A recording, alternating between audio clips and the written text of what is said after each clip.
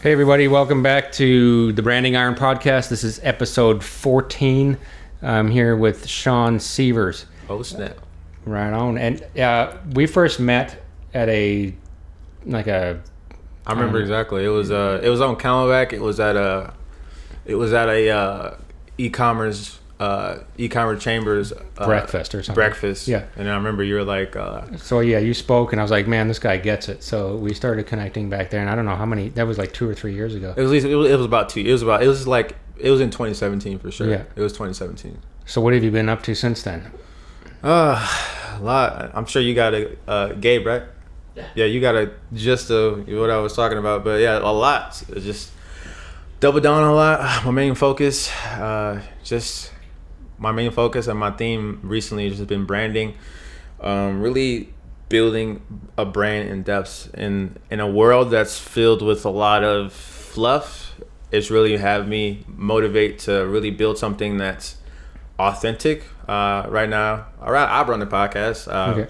What's your podcast? It's called Miss Manual Podcast. Okay, cool. That's why we made these stickers for. Yeah, I had some extra that needed to be sold because I had ran out. So they fell out of stock. But Miss Manual, it's a home viewing a female perspective in the automotive, motorsport, blue collar industries, and it started out something small where it was just kind of supporting women that were just driving manual transmissions, and then it grew into something where I kind of fell in love with it, where I'm essentially just giving a platform to these women that feel like they're by themselves in these industries, whether they be auto detailing, aviation, female pilots, monster truck drivers, SEMA drifters. I'm in the works of talking to Haley Deegan.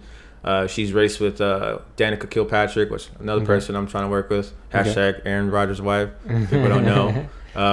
What about, so in the beginning though, you start out with what, Dr. Shopify, right? Yeah. What is that, and how is that? Is that something you're still working on, or is that? Yeah. Dr. Shopify. So that kind of came about that name is my Instagram name due to the fact that I've seen a lot of Shopify. So I've seen, consulted, built, managed, worked on at least over 500 Shopify stores. Wow. Ever since I had my internship, that was in 2017.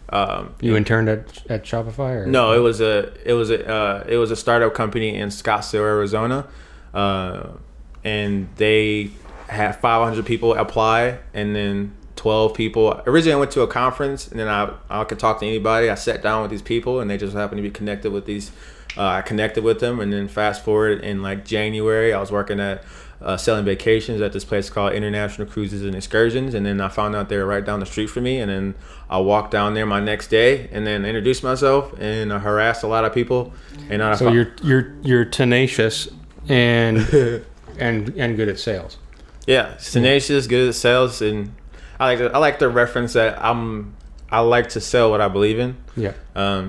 Because I don't know, sales gets a bad rep, but it's really easy for me to sell something I believe in. I've sold training, being a trainer at LA Fitness, and then recently I've sold marketing. I saw some of that stuff where you were like deadlifting like pretty heavy weight. Dude. I'm like, man, he's pretty thin. How is he doing that? That's what everyone said. What are you lifting these days? Well, the video you might reference, the most recent one I did. So I do 2 times out of the year. I do 2 times out of the month, every single month. My goal is that recently I want to hit 500 pounds in the deadlift, and I'll do a heavy day and I'll do a light day for reps. So light day for reps, I'll do 135 in deadlifts for like 12, and I'll do 225 for like 25 reps, and I'll do 315 for about 10 to 15. And that's considered my light day just for reps. That's crazy. Yeah, I definitely built up to it. Compound effect. Shout out to Darren Hardy. And then my heavy day, I'll go maybe 1 to 2 reps, maybe 3. I'll do 135 for 5, 225 for about 3 to 5, and then I'll do 315 for about 2, and then I'll jump up to 405 for about 1 or 2, and then I'll go ahead and maybe add 5-10 more pounds till I'm creeping towards. The last weight I did was 455 for 1. So next week or next time I go heavy, 455. How much do you weigh? Like 165. That's nuts. Yeah, I'm trying to gain weight. You're like 3 pounds heavier than me. That's like 4 times as much weight. Yeah. But yeah, that's just something that you've just been doing because that's just fun, and that's like it's fun. But my philosophy is like how you do one thing is how you do everything. So I've never left my athletic competitive spirit, and that's never left me. And I used to run track. I was supposed to run track in college, but I couldn't because my mom got sick. So it's kind of amplified and it's followed me over, and I've kind of kept it because it kind of keeps me leveled in all the chaos that I'm got going right now. Like I always keep track of how many days are left in the year. There's 71 days left in the year. I always ask Alexa at my home and at work. And I'm trying to capitalize on all the holidays, Q4, Christmas, Halloween, everything. So what do you like besides Miss Manual? You've got that. What else are you working on now? So right now I market for a labor company. It's Labor Max Staffing, and they're an agency where they basically labor out day labor or temporary labor. So people you might see work on the roads, or you might see that might help set up events. Maybe at like the Arizona came and they run out there and they go ahead and take the stage apart on halftime. The company I work for, they're responsible for getting the FTMs, field team members. They're the middleman between the team members to get the people to work there, and then the companies that are looking for those companies, looking for those field team members. There's about 300 companies like that in Arizona, and I work 300 of them. Yeah, 300 just in Arizona because there's so much building. Like the economy here is just going up. But I market for them, and I get them. I'm helping them build brand and getting them FTMs and billing for the Phoenix office, and soon to do every location. The goal is to do every location for them. In the States, they have about 110, 115 across the United States. But that's a funny thing. That's another funny thing. How I got that gig, I was doing Uber on the weekend. It was always like a Monday morning. I would do it like 1 to 2 hours because I would pick up people from where I live is like right next to resorts. And then I found out between like 3 and 4 a.m. That's when people go into resorts, and you would pick up people that are doing business. And so when I'm listening, I don't really listen to music. My music consumption is about 30%, and everything else is more so podcast consumption, ironically. And then I picked up the CEO of the company, and then he heard what I was listening to, because I was listening to Gary Vee. And then I was going back and forth between his podcast and mine, because he was talking about branding and podcasts and Three-Headed Monster. And then he just happened to be he knew who Gary was. He listened to him, and then he set up an interview, and then he wanted to get context on what I did, and I told him all the stuff that I've produced in terms of like Facebook ads. Long story short, started working with him maybe like a month ago, and that's something. So that's a classic Gary Vee serendipity, right? Serendipity. Like you're only working 1 hour a day there, but it wasn't even for.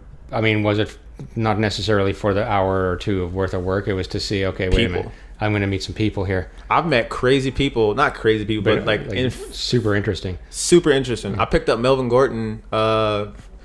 This was like 2 months ago from Talking Stick Arena. This is when he was like he was in the process of trying to get out of. He wanted his money from the Chargers, the running back for the San Diego Chargers, because he felt like he was worth it. This is when everyone's holding out like Ezekiel Elliott. But I picked him up, and then I didn't see it except Melvin, and all of a sudden I saw him. I was like, Melvin Gordon? I just watched Top 100. He's like, yeah. He's talking to his agent, talking to his friend, and Kansas City. This is not Adam Scheffler. This is from him and his agent in my car.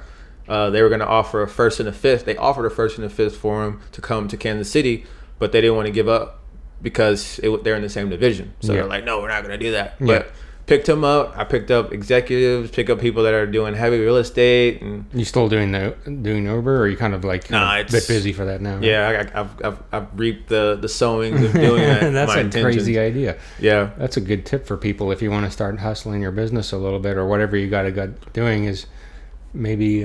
And obviously you got to be able to speak properly, because a lot of times I hear people telling me crazy stories, and it was one guy in San Antonio. I asked him what he did before he was Uber, and he said he counted ships in Vladivostok, Russia. Really? And I was like, okay, well, what does that mean? Counted the ships that go in and out. And every time he answered a question, he left it open so that I had to answer him another question. Basically, his story, and I don't even know if this was true, is that he was a CIA spy sent there in the 80s. He had to marry and have a full family and everything, and they found out, they executed his whole family, and he escaped back here. And now he's an Uber driver. And I was like, Okay, I should have been Facebook Living that. It would have been pretty interesting. I don't know if it was real or not. Everybody was just like, what the heck? That's one thing you find out doing Uber. Everyone's got a story. Like, perspective wise, you'll get this. Have you seen Equalizer? No. All right, well, Equalizer, like, he's like an Uber driver, but the whole plot of it and what they emphasize is just everyone's getting out of his car and they just story after story, good, sad, bad, evil. But everyone's got their stuff. It's crazy, just the reality, because there's so many people that feel like the world revolves around them. They feel like it's self-centered around them, but the world keeps going. Something happens good to you, the world keeps going. Something bad keeps going. So you really have to. So literally, like you did Uber for a month and found a good gig out of it. Yeah, I did Uber for about 90 days, just for extra cash, and then just kind of networking, and then that came about. That was in September. That's a crazy thing. Like, no, I've not. I mean, that makes sense now, but I've not heard that's a.